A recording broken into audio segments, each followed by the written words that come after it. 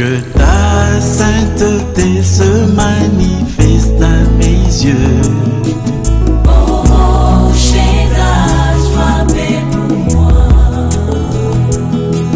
Laisse ta gloire descendre des cieux.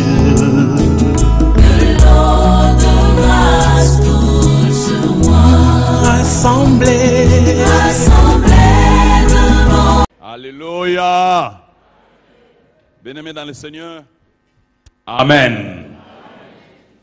Bon, vous savez que nous avons un procès. L'église est en procès avec un citoyen congolais. Mais laissez-moi vous dire qu'avec toute assurance, Dieu est à l'œuvre.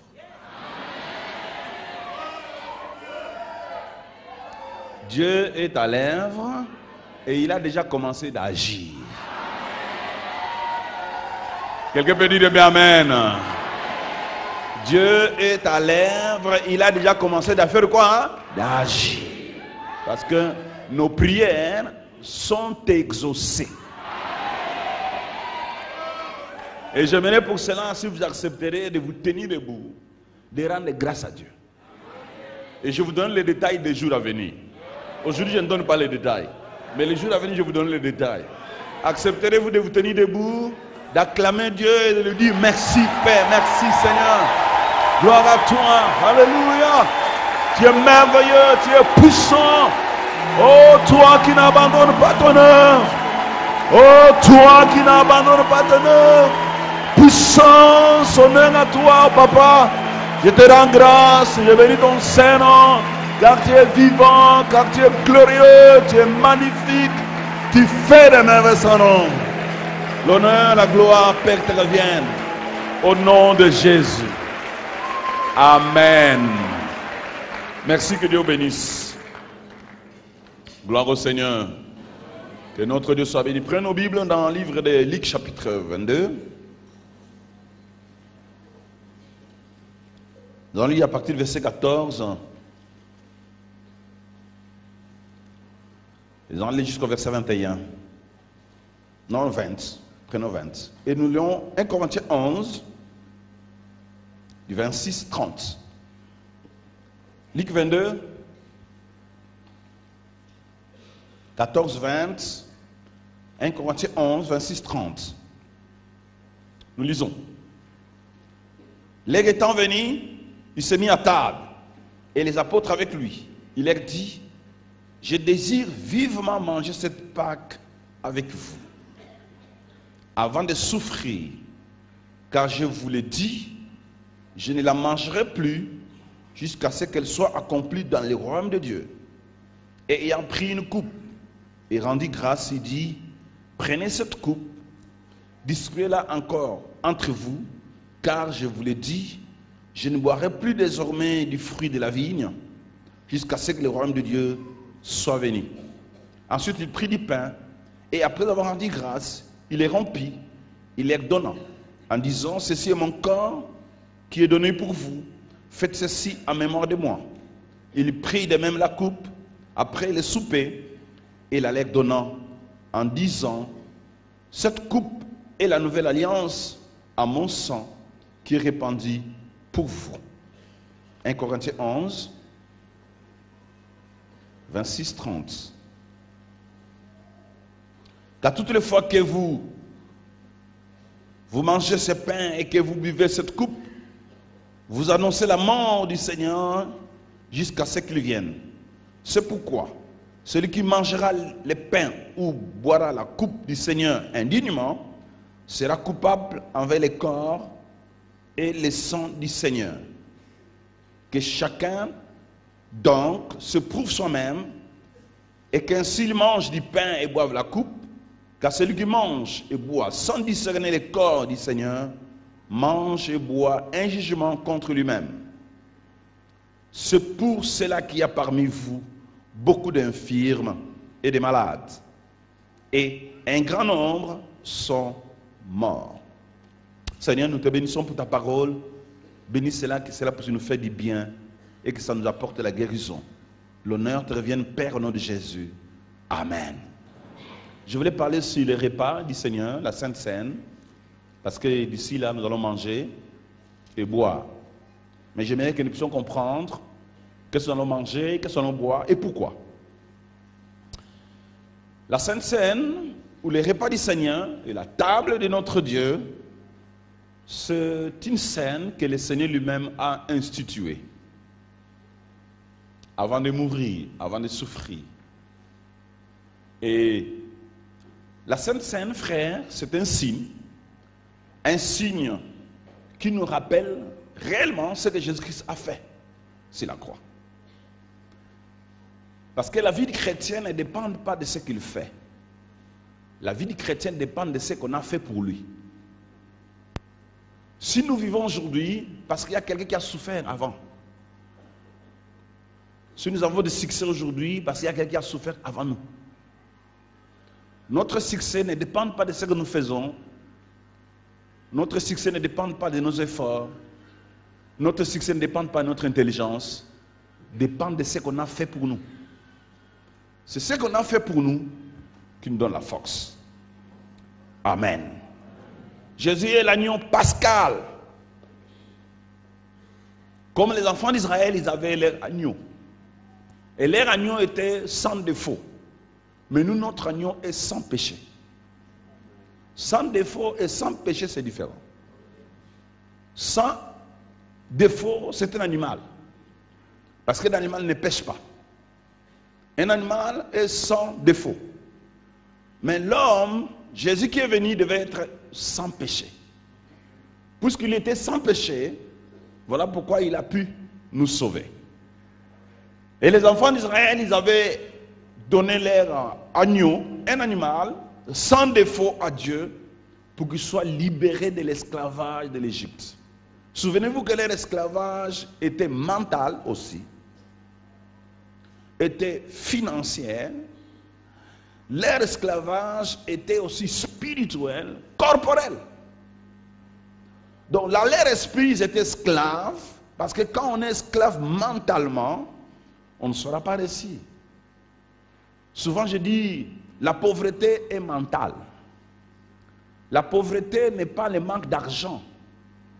Et la richesse aussi, c'est mental. La richesse n'est pas le fait d'avoir beaucoup d'argent. Parce qu'il y a des riches qui n'ont rien. Tel que moi, je suis un riche. Mais je n'ai pas encore de sous. Pourquoi? Parce que Jésus nous a enrichis. Et nous aurons les sous après. On peut être riche sans sous. Parce que la pauvreté et la richesse est mentale. Il y a des gens qui ont choisi d'être pauvres et il y a ceux qui ont choisi d'être riches. Quand on étudie comme riche, on peut aller à l'université comme riche. On peut aller à l'école comme riche. On peut aller au travail comme riche. On peut trouver le travail, on peut chercher le travail comme un riche. On peut aussi trouver le travail comme un pauvre. On peut aussi aller étudier comme un pauvre. On peut aussi venir à l'église comme un pauvre. Parce que c'est un choix. Alors, les enfants d'Israël, dans leur mental, ils étaient pauvres. Ils étaient esclaves mentalement, physiquement, corporellement, spirituellement. Amen. Mais Dieu les a délivrés de cet esclavage. Quand Dieu les a délivrés, il les a délivrés dans tout le domaine. Même l'esclavage mental a été délivré. C'est pour ça que les gens qui ne voulaient pas être libérés mentalement, Dieu les a dit, vous n'entrerez pas dans la terre promise. Ils sont restés dans le désert. Bien-aimés dans le Seigneur, shalom. Si nous voulons avancer avec Dieu, cherchons que le Seigneur change notre façon de voir des choses. On peut naître pauvre, mais mourir pauvre, c'est de votre faute. Quelqu'un m'entend? Tu peux naître pauvre. Naître pauvre, c'est normal, c'est les parents qui ont fait des jeunesses pauvres. Mais moi, mourir pauvre, ça, c'est à vous. Pourquoi? Parce que Dieu est un Dieu des opportunités. Quand il vous a racheté en Jésus-Christ, il vous donne des opportunités pour que tu ne meurs pas pauvre. Il est très important d'arrêter avec la mentalité de nos parents. Ah, vous ne dites pas amen. Il est très important d'arrêter avec la mentalité de nos parents. Des régimes passés. Avoir les régimes nouveaux. Les régimes du Saint-Esprit. Quelqu'un là pour dire amen. Alors je voulais donner quelques ressemblances, similitudes entre la Pâque de Moïse et la Sainte Seine. C'est comme ça que nous allons découvrir la différence entre les deux. Les enfants d'Israël, ils ont un animal, comme agneau, ils sont immolés. Et Dieu le Père, vous savez que Jésus n'a pas été livré par les Israéliens, par les Romains. Ce ne sont pas les Romains qui ont tué Jésus. C'est Dieu qui a tué Jésus. Ce ne sont pas les Romains. Ce ne sont pas des païens qui ont amené Jésus à la croix. C'est Dieu le Père qui a amené Jésus à la croix. Et c'était simplement les instruments que Dieu utilisait. Mais c'était dans le plan de Dieu que son fils meurt. D'ailleurs, la Bible dit, Dieu a tant aimé le monde. Il a fait quoi? Il l'a donné comment? Il l'a donné quand il est né. Il l'a donné à la croix. C'est à la croix qu'il a dit, je vous donne celui qui est à la croix. Et c'est lui votre salut. Dieu nous a aimés, hein? Il nous a donné Jésus-Christ son fils. Et il a livré à la croix pour nous. Quelqu'un a pour dire bien Amen. Donc les deux, la Pâque et la Sainte Seine sont les repas. Sont des repas que les gens mangent. Les deux sont des signes forts qui témoignent le salut. Les enfants d'Israël par la Pâque sont sortis de l'Égypte. Et nous, par la Pâque qui est Jésus, nous sommes sortis du péché et de l'esclavage des démons, des esprits mauvais. Jésus, par sa mort, nous a délivrés de l'esclavage satanique, démoniaque, occulte, sorcellerique, mental, physique, même maladie physique. Parce qu'il est mort à la croix pour nos maladies. Les deux parlent de Pâques qui signifie passer outre, épargner. Les deux. Les enfants d'Israël sont sortis de l'Égypte. Les enfants d'Israël sont sortis de l'esclavage. Ils ont traversé la mer et sont allés vers la terre promise. Et nous aussi, nous avons traversé les péchés. Nous avons traversé des maladies. Nous avons traversé les mauvaises mentalités que nous avons héritées de nos pères, dit un Pierre. Nous avons traversé cette pensée d'avoir les choses et nous sommes allés de l'autre côté. Laissez-moi vous dire que les seconds repas, c'est-à-dire les repas du Seigneur, les repas des enfants de Dieu, les disciples de Jésus-Christ, c'est un passage du ténèbre à la lumière. Quelqu'un peut dire bien Amen. Un passage du ténèbre à la lumière. Dans 1 Colossiens chapitre 1, 13. Il nous a délivrés de la puissance des ténèbres et nous a transportés dans le royaume de son Fils bien-aimé. Il nous a délivrés de la puissance des ténèbres et nous a transportés dans le royaume de son Fils bien-aimé. Là, ce texte-là, il y a des bénédictions de la croix. Nous a délivrés des ténèbres. Un repas qui nous présente des bénédictions de la croix. Les repas nous rappellent que nous avons été reçus la libération spirituelle. Tout enfant de Dieu, toute personne qui a donné sa vie à Jésus, étant Seigneur et Sauveur, spirituellement est libre. Quelqu'un m'entend? Il est libre spirituellement, il est libre. Devant les démons, il est libre. Devant les sorciers, il est libre. Devant les diables, il est libre. Devant l'occultisme, il est libre. Devant les forces du mal, il est libre. Devant les puissances sataniques, il est libre. Ce n'est pas celui-là qui craint les sorciers comme les Congolais d'aujourd'hui. Celui qui a été transporté du ténèbre à la lumière, il n'a même pas peur de sorciers. Ce sont les sorciers qui ont peur de lui. Parce que lui, il est dans la lumière. Quelqu'un peut dire bien Amen. La libération spirituelle, nous avons été tirés vers la mort. La mort, de la mort plutôt vers Jésus. Nous avons été tirés. Nous étions morts. Et Dieu nous a tirés de la mort et nous a envoyés vers Jésus. Quelqu'un là pour dire Amen. La puissance des ténèbres, c'est l'autorité du diable. La juridiction satanique. Nous étions dans les territoires diaboliques. Avant d'accepter Jésus, là nous vivions là. C'était le territoire de Satan. Et Dieu, qu'est-ce qu'il a fait? Il nous a tirés de ces territoires de Satan. Il nous a menés dans un autre territoire, dans le royaume de Dieu. De son Fils bien-aimé. Voilà, frère, ce que nous avons bénéficié en Jésus-Christ. Il nous a transportés, tirés, changés. Vous savez, à l'époque, les rois de l'époque, quand ils faisaient la guerre avec notre pays, ils déplaçaient les peuples. Il vient dans votre pays, il prend la conquête de votre pays, il prend votre peuple, il l'amène dans un autre pays, et il prend le peuple de ce pays-là, il l'amène dans un autre pays. C'est ça la Samarie. Il déplaçait les peuples. Quand Jésus-Christ, Paul dit, Dieu nous a transportés de l'homme de la lumière, du ténèbre à la lumière, c'est-à-dire, nous étions dans un ténèbre, il voyait les conquêtes de l'époque. Quand les rois de l'époque faisaient des conquêtes, ils prenaient le peuple de ce pays ici, ils l'amenaient dans un autre pays. Et le peuple de ce pays-là, il les ramène dans ce pays où il a conquis, pour qu'ils puissent bien contrôler. Et c'est ce que Jésus-Christ a fait pour nous. Quand il a conquis, il a vaincu sur la croix, toutes ces personnes qui font confiance en lui, il les déplace du ténèbre, il les amène à la lumière. C'est un peuple déplacé qu'on a déplacé par Jésus. Nous sommes un peuple déplacé. Quelqu'un peut dire bien amen, hein? Nous étions dans un territoire d'insécurité. Il nous a pris dans ce territoire de l'insécurité. Il nous a menés dans son territoire du royaume bien-aimé. Et là, nous sommes en paix et en sécurité. Imagine quelqu'un qui est dans ce royaume-là a peur d'un sorcier. Imagine un peu ça. Ça, c'est la bassesse quand même, hein? Imagine quelqu'un qui est dans ce royaume du bien-aimé, quelqu'un qu'on a déplacé, il a peur de cancres là, il a peur de ceci. Voyez un peu, ça c'est la bassesse de l'évangile. Hein? Frère, quelqu'un peut dire bien amen. Hein? Nous sommes dans le royaume de son fils bien-aimé. Nous ne sommes plus dans les territoires, dans cette juridiction satanique, démoniaque de l'occultisme. Nous avons quitté là-bas. Et quelqu'un qui vit dans ces royaumes-là, il a peur d'un sorcier. Imagine-moi ça un peu. Quel évangile que nous prêchons au Congo? Quel évangile, frère? Les chrétiens sont libres. Moi je dis, les chrétiens sont libres.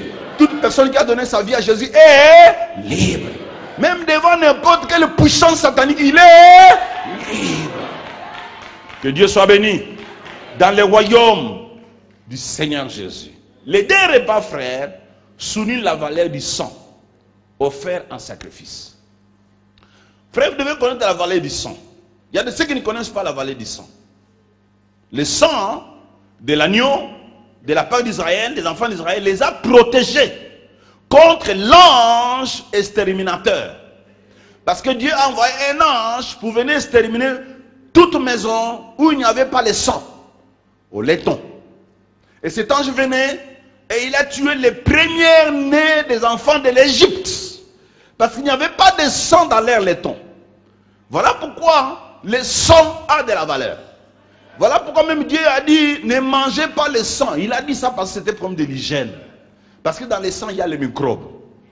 Vous m'entendez? Dans le sang il y a les microbes. Quand un médecin veut étudier une maladie, il prélève quoi? Et dans le sang, il y a quoi? Il y a des microbes dans le sang. Le sang, c'est la vie d'une personne. Quelqu'un peut dire bien amen. C'est dans le sang où il y a la vie. C'est dans le sang où il y a les microbes. C'est dans le sang où il y a toute pourriture. Donc quand tu manges, tu bois le sang de quelqu'un, tous les microbes de ce gens-là.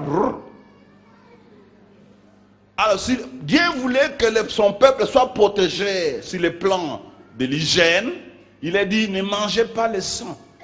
Oui, moi aussi je peux vous dire que attention avec le boudin. Ok, merci.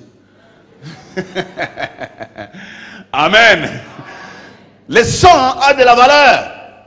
C'est dans le sang nous trouvons la vie. C'est dans le sang nous trouvons la vie d'une personne, c'est dans son sang. Et quand je lui dis, prenez mon sang, cette coupe, comme mon sang buvait, il disait ça aux enfants d'Israël. Qui savaient qu'on ne peut pas manger le sang d'un homme. Il dit, ah, comment tu peux nous donner ton sang? Comment nous pouvons boire ton sang? Oui, j'ai dit, buvez mon sang, sinon, vous aurez, ma vie est dans le sang. Quand vous buvez mon sang, vous aurez la vie. Et ce n'était pas facile pour ces frères-là de boire le sang de Jésus. Par la foi, ils ont bu. Et ils ont reçu la vie. Quelqu'un peut dire bien amen. Le sang de l'agneau délivre du péché. Voilà, quand nous prenons le sang de Jésus, nous sommes délivrés du péché, délivrés du pouvoir du diable, et nous sommes protégés contre l'exterminateur, contre l'ange qui peut tuer. Nous sommes préservés, gardés, protégés. Frère, si vous êtes vraiment dans le Seigneur et vous avez donné votre vie à Jésus, vous devez vous sentir dans la sécurité. Dire que moi je suis dans la sécurité. Je suis très bien sécurisé. Alléluia. Les bénédictions sont les résultats versés dans le sang. C'est dans le sang où il y a les bénédictions. C'est peut-être le monde occulte. Ils versent souvent le sang. Ils aiment le sang. Les sorciers aiment le sang. Parce que ils savent que c'est dans le sang où ils peuvent trouver des bénédictions. Et si vous êtes dans ce domaine-là, je vous en prie, quittez. Dieu est là pour vous délivrer. Quelqu'un peut dire bien amen. N'allez pas sacrifier tes enfants pour avoir l'argent. N'allez pas sacrifier tes frères pour avoir l'argent. N'allez pas donner le sang de ton cousin pour avoir l'argent. Ne donne pas le sang de ta femme pour avoir le succès. Le succès est dans le sang de Jésus. C'est dans le sang de Jésus où il y a les bénédictions. C'est dans le sang de Jésus où il y a la vie. C'est dans le sang de Jésus où il y a le pouvoir. Si vous avez le sang de Jésus, vous aurez le pouvoir. N'allez pas verser le sang de Jésus pour gagner les élections. Le sang des hommes pour gagner les élections. N'allez pas verser le sang de n'importe qui pour que tu puisses gagner des élections. Non, ne faites pas ça si vous êtes candidat au territoire de Kasumbalesa. Quelqu'un peut dire amen. Parce qu'on a déjà réparti le pays en 26 provinces, n'est-ce pas?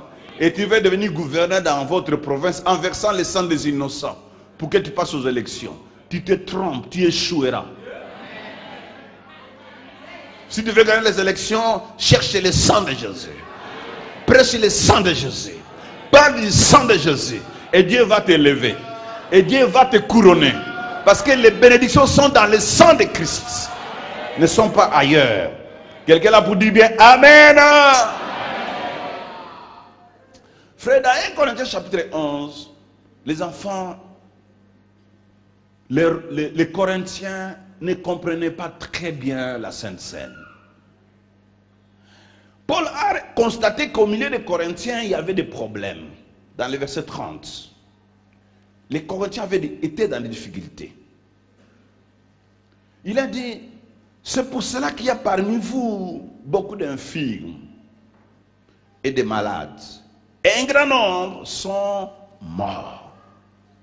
C'était une église, l'église de Corinthe. Mais Paul a constaté que dans cette église-là, il y a eu trop de problèmes. Des maladies, des décès, trop d'infirmes. Mais il ne comprenait pas pourquoi cette église-là avait des problèmes comme ça, et même il ne comprenait pas. Il ne savait pas pourquoi il souffrait, il priait. Si vous lisez 1 Corinthiens chapitre 11, chapitre 1 plutôt, vous allez découvrir que la Bible dit dans cette église de Corinthe, il ne manquait aucun don. Quelqu'un peut dire ça? L'église de Corinthe avait tous les dons du Saint-Esprit. Malgré les dons qu'ils avaient dans les églises, mais il y avait des morts. Il y avait des infirmes. Il y avait trop de problèmes. Les gens qui cherchent la prospérité, aujourd'hui, ils ne respectent même pas le corps du Seigneur Jésus. Mais ils veulent être prospères.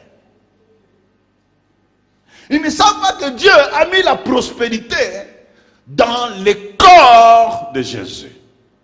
Christ qui a été crucifié sur la croix, il a tout pris. Nos maladies, nos infirmités, notre pauvreté. Quelqu'un peut dire bien amen, hein? Dieu a mis tout en lui. Je vous dis, celui qui a crucifié Jésus, ce n'était pas des Romains. C'est Dieu le Père. C'est Dieu le Père qui a crucifié Jésus. C'est lui qui l'a crucifié. Et il a crucifié pour notre bien. Il voyait notre pauvreté, il voyait nos maladies, nos corps souffraient, il voyait nos difficultés. Que faire pour libérer mon peuple? Il a mis tout ça sur le corps de son fils. Et son fils est allé à la croix avec tes problèmes, tes difficultés, tes maladies, ta pauvreté, tout ce que vous êtes en train de souffrir aujourd'hui, Jésus a porté ça sur lui. Quelqu'un peut dire bien Amen. Tout ce que vous êtes en train de souffrir aujourd'hui, Jésus a pris ça sur lui. Et il a accepté d'aller à la croix avec tout cela. Il a pris votre infirmité pour vous accorder la bonne santé. Votre pauvreté pour vous enrichir. Moi je dis que les chrétiens sont des riches. Les chrétiens ne sont pas des pauvres. Bien aimé, laisse-moi vous dire, les chrétiens ne sont pas des pauvres. Les chrétiens sont des riches qui n'ont pas encore le sou. Les chrétiens sont des qui n'ont pas encore de sous. C'est pour cela que quand tu es en train de vivre, il faut que tu saches que je suis riche, mais je n'ai pas encore d'argent. Quelqu'un peut dire bien Amen. Ne pensez pas que tout riche à tout moment il a l'argent. Il y a des moments où un riche n'a pas l'argent. Vrai ou faux?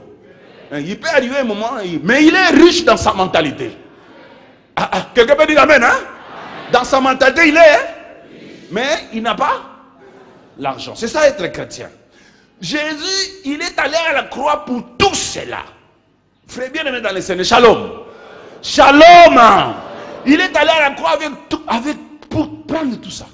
Alors maintenant, les Corinthiens, ils ne discernaient pas les corps de Jésus. Ils prenaient la Sainte Seine en méprisant. Parce qu'il y avait l'agapé, il y avait la Sainte Seine à l'époque. L'agapé, les membres venaient à l'église avec les nourritures et avec leurs boissons. Et en mangeant l'agapé, chacun cherchait quelqu'un de son obédience pour qu'il mange ensemble avec lui. Et quand il mange, il méprise ceux qui n'avaient rien. Et quand il mange, ceux qui n'avaient apporté qu'un peu, il les méprise, il se moque de et ils n'ont pas d'argent. Regarde leur agapé. Mais nous avons un peu de moyens, regardez notre agapé. Et quand ils mangent, d'autres même s'enivraient. Et après là, on organisait la Sainte Seine. Donc il y a ceux qui prennent la Sainte Seine à l'état d'ivresse. Il y a ceux qui prennent la Sainte Seine à l'état de la moquerie. Il y a ceux qui prennent la Sainte Seine avec méchanceté. Il y a ceux qui prennent la Sainte Seine dans l'injustice. Ils ne discernaient pas les corps de Jésus. Jésus a deux types de corps. Il a un corps physique. Il a un corps spirituel. Si tu veux marcher avec Dieu, il faut que tu saches que Jésus a deux types de corps. Corps physique et corps spirituel. Quelqu'un peut dire Amen. Alors, si vous ne discernez pas les corps de Jésus, que ce soit son corps physique, que ce soit son corps spirituel, vous allez mourir. Vous allez commencer à prier pour la prospérité, vous n'aurez pas ça. Vous allez aller dans des montagnes, dans des caves pour prier, chercher Dieu de faire du bien, vous n'aurez pas ça. Parce que vous n'avez pas encore discerné les corps de Jésus-Christ. Quelqu'un peut dire bien Amen. Si vous lisez 1 Corinthiens chapitre 12, on va vous dire que nous qui sommes ici, nous sommes les corps de Jésus. Est-ce que nous sommes les corps de Jésus? Tel que nous sommes là, nous sommes les corps de Jésus. Ça c'est un corps mystique. Quelqu'un peut dire Amen? Ça c'est un corps mystique de Jésus. Et ceux qui prient ailleurs, est-ce que sont aussi corps de Jésus? Quelqu'un peut dire Amen? Alors, si tu ne parviens pas à discerner les corps, moi je suis parmi les corps de Christ. Le frère là est parmi les corps de Christ. La maman qui est d'à côté est corps de Christ. Bien, vrai ou faux? Alors comment tu vas venir manger les pains et les bois des coupes en méprisant un membre du corps? Comment tu peux venir manger, boire en insultant les membres du corps de Jésus? Quelqu'un peut dire bien Amen. C'est ça les Corinthiens. Ils participent mais en insultant les membres du corps de Jésus. Dès que nous sommes là, si vous avez un corps, si l'un de nous, parce que nous sommes tous corps, peut-être moi je suis les yeux, vous pouvez être les pieds de Jésus. Et l'autre est les bras. Vrai ou faux? L'autre est la langue. Vous êtes qui? Hein? La tête. Non, la tête c'est lui-même.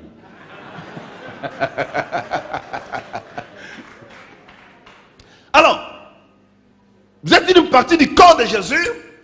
Votre façon de marcher, dans vos attitudes, dans votre façon de faire les choses, vous méprisez les autres. Et après tu viens manger. Mais tu tomberas malade. Mais tu vas mourir. Tu deviendras infirme. Tu auras des blocages. Les choses ne vont pas marcher. Quelqu'un peut dire bien amen. Même si tu pries la tête en bas, les pieds en haut, tu n'auras pas l'exaucement.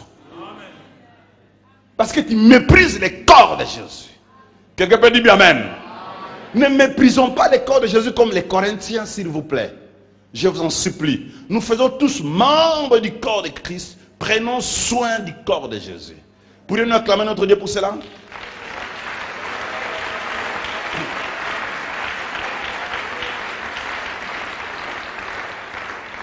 Voilà comment est-ce que nous pouvons vivre la prospérité.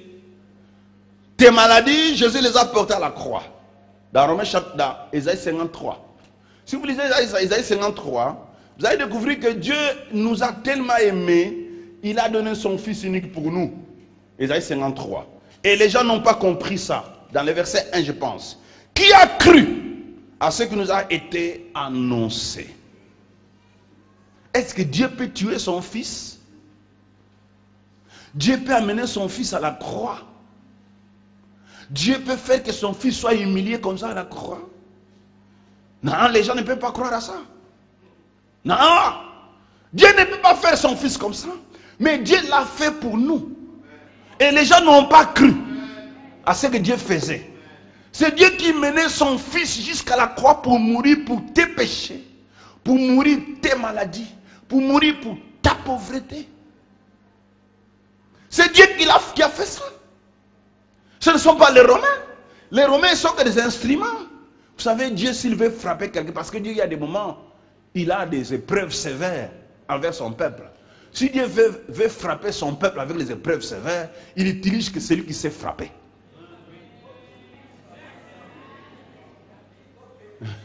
Il va utiliser que les démons qui savent frapper. Il va utiliser que Satan qui savent frapper. Satan aussi est serviteur de Dieu. Je vous dis, Satan est serviteur de Dieu. Il est au service de Dieu. Quand Dieu veut frapper son fils, il dit bon, qui? Parce que les saints ne frappent pas. Les justes ne frappent pas. Il utilise seulement les méchants pour frapper. Quelqu'un peut dire amen. Voilà comment il a utilisé les Romains. Voilà comment il a utilisé les Romains pour frapper Jésus. En fait, celui qui frappait Jésus, c'était qui? Dieu lui-même.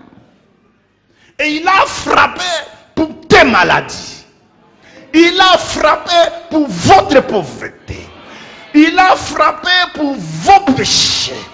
Dieu a frappé son Fils pour qu'il prenne tous tes péchés. Quelqu'un l'a pour dire amen, hein? Laisse-moi vous annoncer que Jésus a pris tous tes péchés et tes iniquités sur lui. Pour que vous soyez saints. Pour que nous soyons saints. Toutes les maladies les a pris. Pour que nous soyons guéris.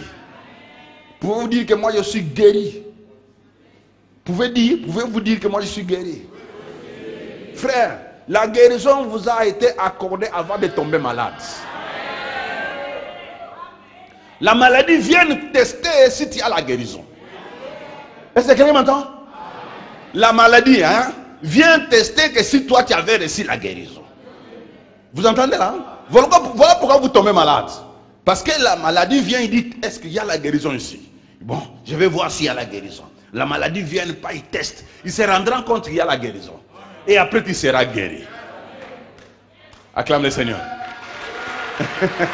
Après tu seras guéri. Parce que nous ne dépendons pas de ce que nous faisons aujourd'hui.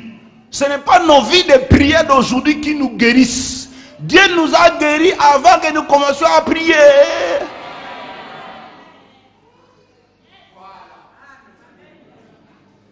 Ce n'est pas le fait de prêcher l'évangile aujourd'hui que je suis béni. Dieu m'a béni avant de commencer à prêcher l'évangile. Quelqu'un l'a pour dire amen? Nous avons été bénis avant la fondation du mes prières, ma vie d'aujourd'hui, c'est pour rencontrer ce que Dieu a déjà fait. Donc je prie, je lis la Bible, je cherche le Seigneur, Je vis dans la vie de Dieu pour que je rencontre ce que Dieu a déjà fait. Nous ne dépendons pas de ce que nous faisons. Que personne ne se glorifie.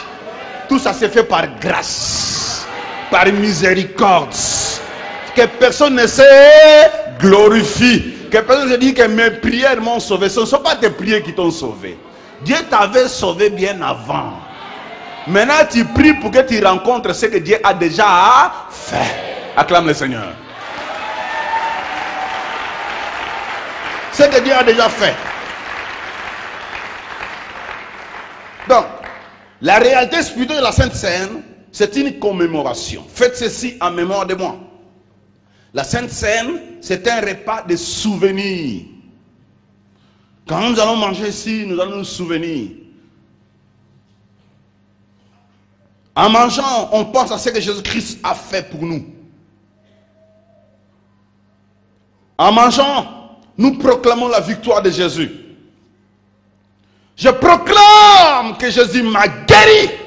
Même si tu es malade, dis ça. Même si tu n'as pas l'argent, dis ça. Je proclame que je suis riche. Même si tu n'as rien laissé à la maison, dis ça à haute voix. Je suis riche. Même si tu n'as pas un salaire, dites je suis riche. Parce que la richesse, c'est mentalité.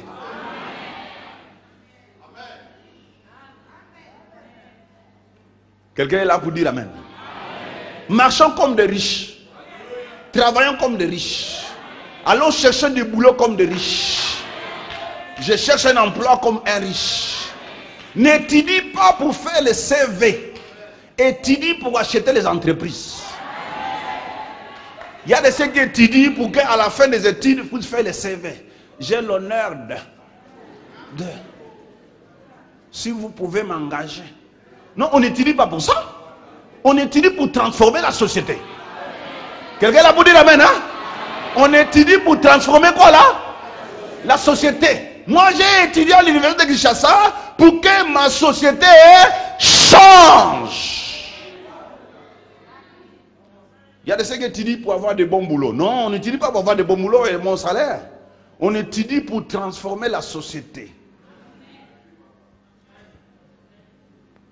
Alléluia. Alléluia.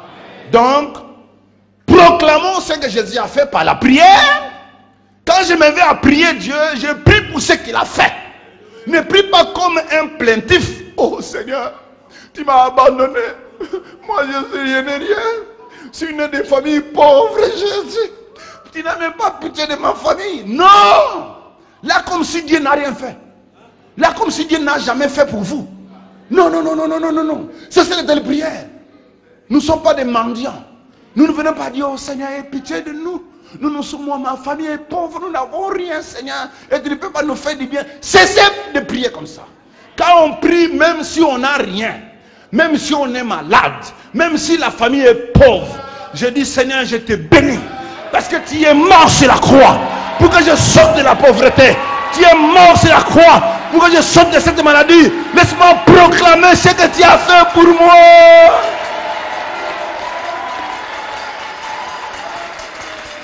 Bien-aimé, alléluia. Jésus a déjà fait. Même si tu n'as pas de boulot aujourd'hui, il ne faut pas te proclamer comme Seigneur, moi je suis chômeur, ça fait 15 ans. Seigneur, je n'ai pas de boulot, ça fait 10 ans. Qui t'a dit que tu n'as pas de boulot? Tu as du boulot, c'est un problème de temps.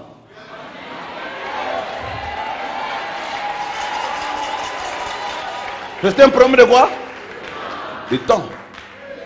Le boulot a été accordé avant que tu termines l'université. Dieu t'avait donné du travail avant que tu termines l'université. C'est un problème de temps et de connexion et d'ouvrir les yeux et de comprendre ce que Dieu a déjà fait. La vie ne dépend pas de ce que je fais. Jamais, frère. Alléluia. 1 Corinthiens 11 dit ceci dans le verset 26. Écoutez ce que Dieu dit, ce que Paul dit. Car toutes les fois que vous mangez ce pain et que vous buvez cette coupe, vous annoncez la mort du Seigneur Jésus jusqu'à ce qu'il y vienne. Donc la Sainte Seine, c'est une confession. Confesser. Moi je confesse ce que Jésus-Christ a fait. Ce que Jésus a pour mon corps. il a fait quelque chose. Même si je suis malade au dos, Jésus a déjà fait quelque chose pour mon dos. Même si mon ventre souffre, Jésus a déjà fait quelque chose pour mon ventre. Même si je suis éboîté, Jésus a déjà fait quelque chose pour ça. Même si je suis aveugle, Jésus a déjà fait quelque chose pour cet aveugle-là. Confesse, confesse. Confesse, frère, confesse. Annonce et annonce. C'est annoncer jusqu'à ce qu'il y vienne. Je ne cesserai pas d'annoncer aussi longtemps que je n'ai pas encore obtenu. Moi, je cesserai jusqu'à ce que j'obtiendrai. Aussi longtemps que je n'ai pas encore obtenu, je continue à parler de ça. Jésus m'a guéri. Jésus m'a sauvé. Jésus m'a enrichi. Jésus m'a affranchi. Jésus m'a délivré. Jésus m'a rendu la vie. Jésus m'a rendu la vie. Jésus m'a enrichi. Je ne suis pas pauvre. Même si je n'ai pas l'argent, je ne suis pas pauvre. Bien-aimé, shalom. Je ne suis pas pauvre bien que je n'ai pas là. C'est comme ça qu'on sort de la pauvreté. Ça va? C'est une confession. Dites avec moi, c'est une confession. Confession de foi. Dites, c'est une confession de foi. On ne regarde pas ma situation actuelle. Je ne vois pas mon problème aujourd'hui. Je n'ai pas l'argent du loyer. Bientôt la rentrée scolaire. Il n'y a pas l'argent. Non. Jésus m'a donné les enfants pour qu'ils étudient. Et mes enfants étudieront. Peu importe le chômage. Peu importe le manque d'argent. Mais il faut aussi apprendre. Il faut aussi avoir l'éducation financière aussi.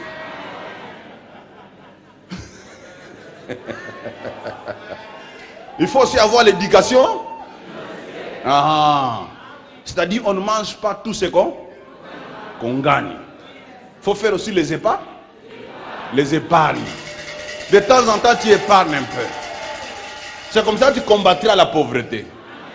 Quand pendant le temps de confesser, mais ça en prend. En épargnant. En ne pas tout manger. Quelqu'un peut dire amen? Si toi tu manges tout, la confession restera confession.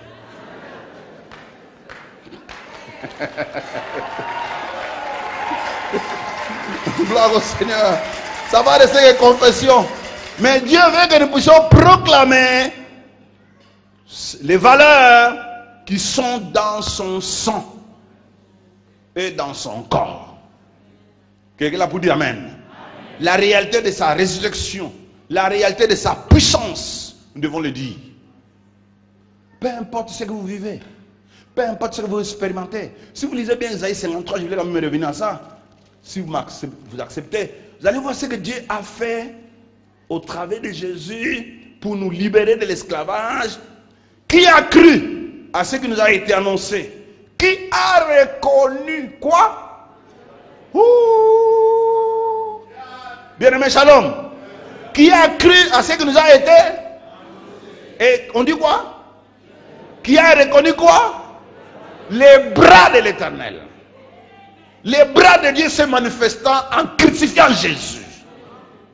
En mettant nos problèmes sur Jésus. En humiliant Jésus-Christ son Fils. C'est ça les bras de Dieu. Si tu ne reconnais pas ça, tu n'auras rien. Qu'est-ce que ce bras a fait? Il s'est élevé devant lui comme une faible plante. Qu'est-ce que le bras a fait? Comme un rejeton qui sort d'une terre desséchée. Le bras a fait quoi d'autre? Il n'a ni beauté, ni éclat pour attirer nos regards. Et son aspect comment? N'a rien pour nous plaire, rien. Méprisé et abandonné d'eux. Homme de douleur, habitué à la souffrance, semblable à celui dont on détourne la vie. Nous l'avons dénié, nous n'avons fait de lui aucun. Cependant, ce sont nos souffrances qu'il a portées.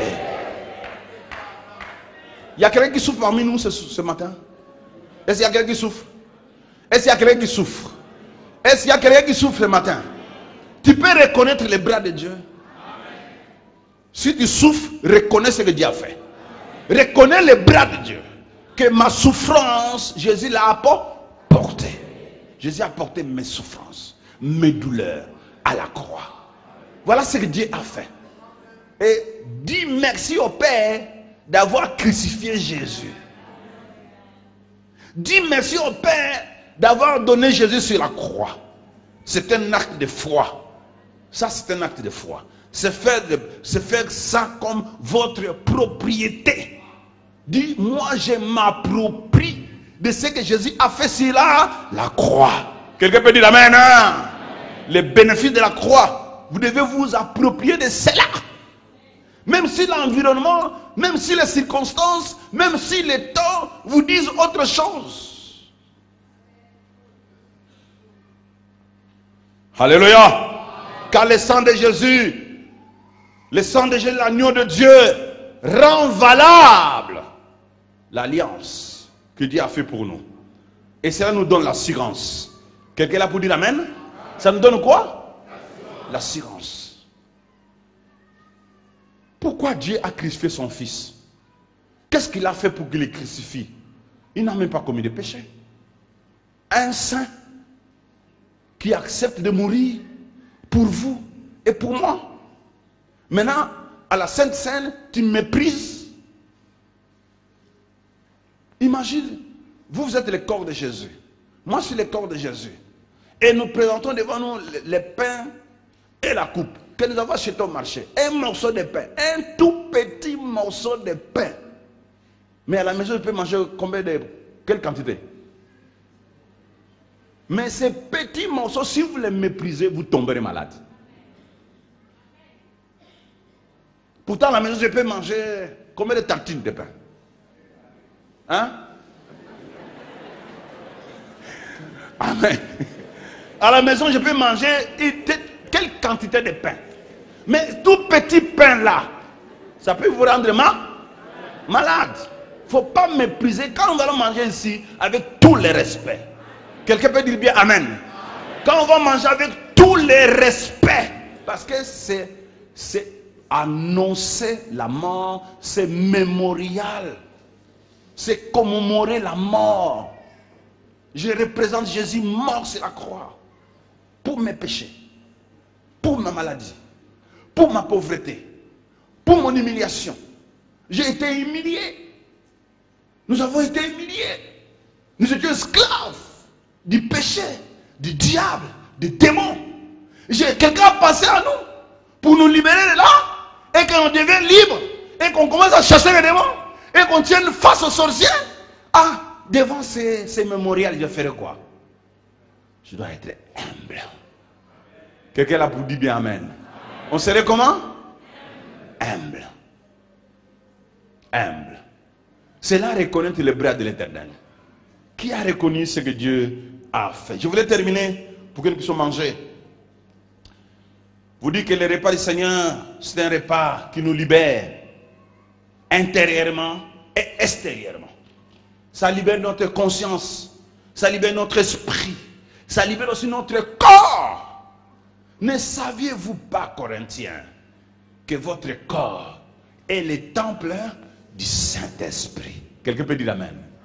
Notre corps est le temple du Saint-Esprit. Mon corps est le temple.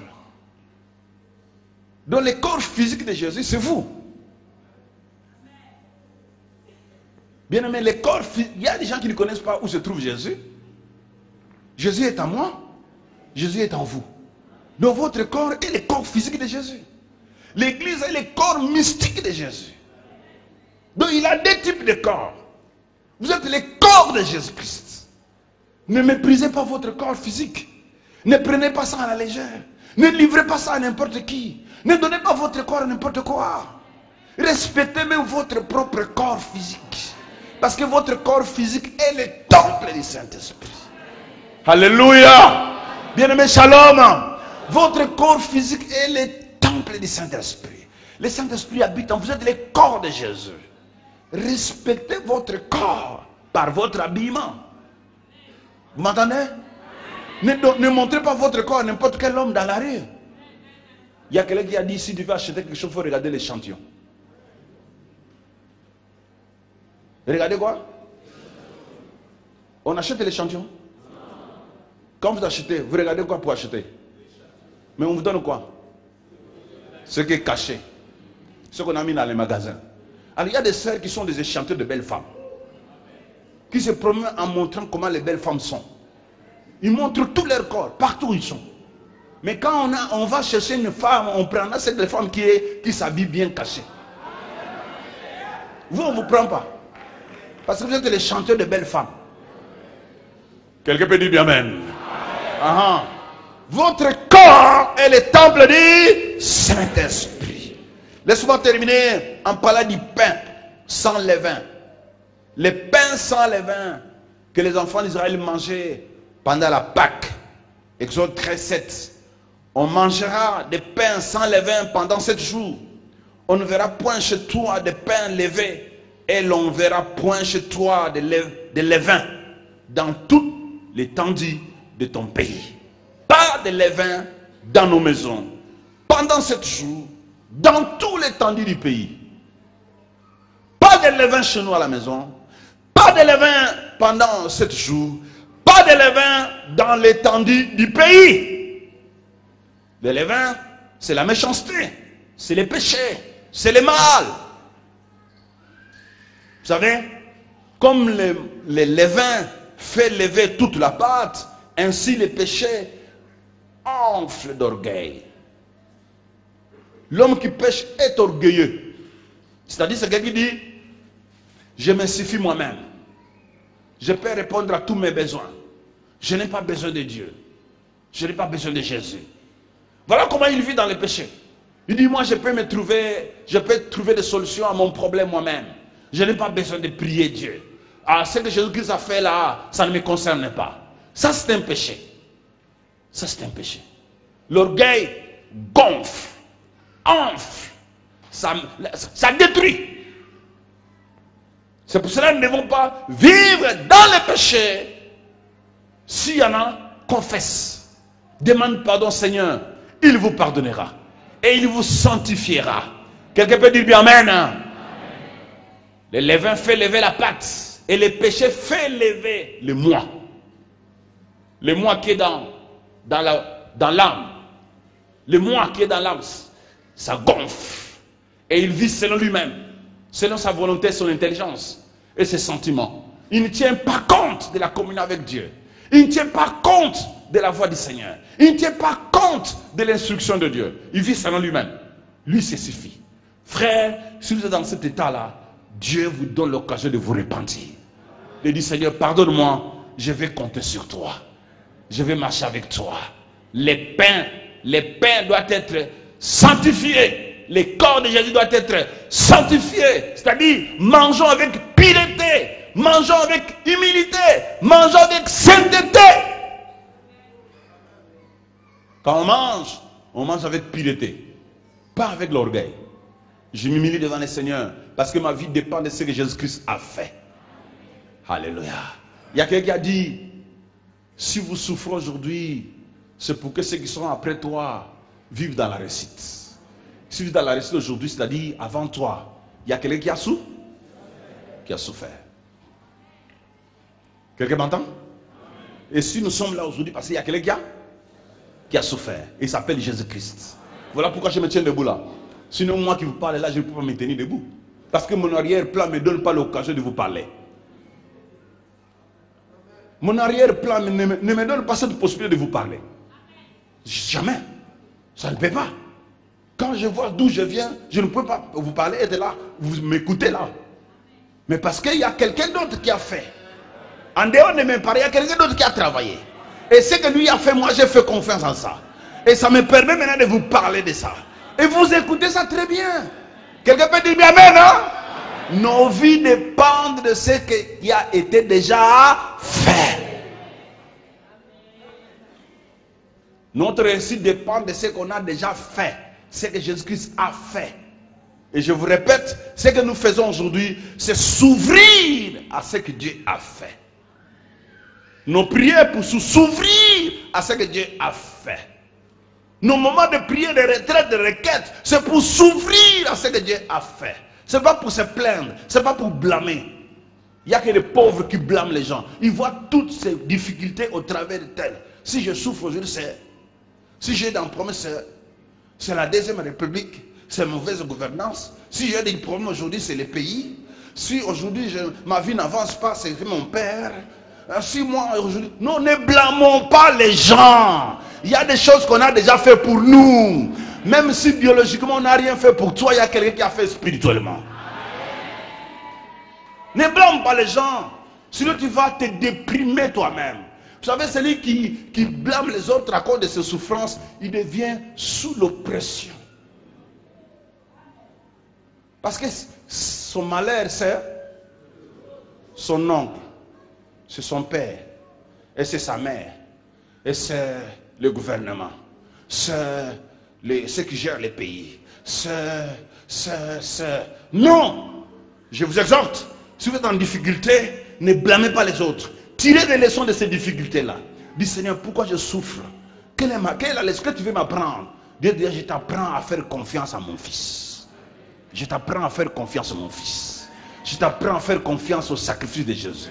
Je t'apprends à compter sur ce que Jésus-Christ a fait. Si tu comptes sur ce que le gouvernement a fait, tu vas échouer. Si tu comptes sur ce que ton père a fait, tu vas échouer. Si tu comptes sur ce que ton pays fait, tu vas échouer. Compte sur ce que Dieu a fait. Parce que Dieu peut t'ouvrir une autre porte et sortir. Acclamons le Seigneur. Et sortir, frère. Et être enrichi. Ne blâme pas les autres.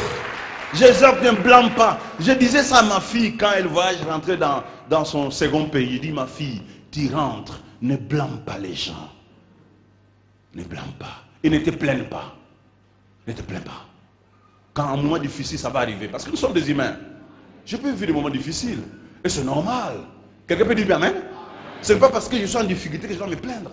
Oh moi, oh gars, oh moni, toujours. C'est ça les chrétiens et les Congolais. On se plaint à tout moment. Des plaintifs à tout moment. Même dans des prières, ils sont que des plaintifs. Oh Seigneur, moi, Jésus, pourquoi tu m'as laissé? Qui t'a laissé? Toi, Dieu t'a laissé. Il a donné son fils sur la croix pour toi, tu dis qu'il a laissé. Ça, c'est injurier Dieu. Quelqu'un peut dire amen? Dieu a donné son fils sur la croix pour toi et toi, tu lui dis, tu m'as laissé. Dieu, tu m'as abandonné. Dieu, tu ne fais rien. Dieu ne fait rien pour toi. Tada. Dieu ne fait rien pour toi. Tout ce qu'il a fait sur la croix, c'est rien. Tu veux qu'il fasse quoi d'autre? Bien-aimé, shalom. Tu veux que Dieu fasse quoi d'autre? Il a tout fait à la croix. Il a donné son fils pour vous. Il a pris votre maladie. Il a pris votre pauvreté. Il a pris tout ce que vous avez comme difficulté. Et tu dis, Dieu ne fait rien pour toi? Quel injure! Celui qui a donné son fils, c'est la croix unique. Tu lui dis, il n'a rien fait pour toi? Pourquoi injurer Dieu comme ça? Non, non, non, cessez de prier comme ça. Je vous dis à tout moment, même s'il y a des douleurs, dis, Père, je souffre, mais Jésus a fait. Père, je suis en difficulté, mais Dieu tu as fait. Tu as déjà accompli. Je bénis ton Saint-Nom pour ce que tu as fait pour moi. Même si je n'ai jamais touché ça, mais je sais, j'en ai. Et là, tu vas t'en sortir. Et là, tu seras béni par le Seigneur. Il y a quelqu'un qui m'entend? Qui peut incliner sa tête?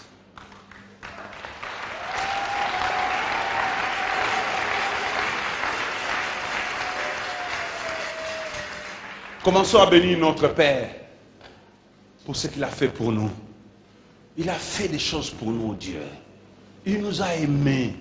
Avant la fondation du monde, avant que nous naissions, Dieu nous a aimés. Il nous a aimés.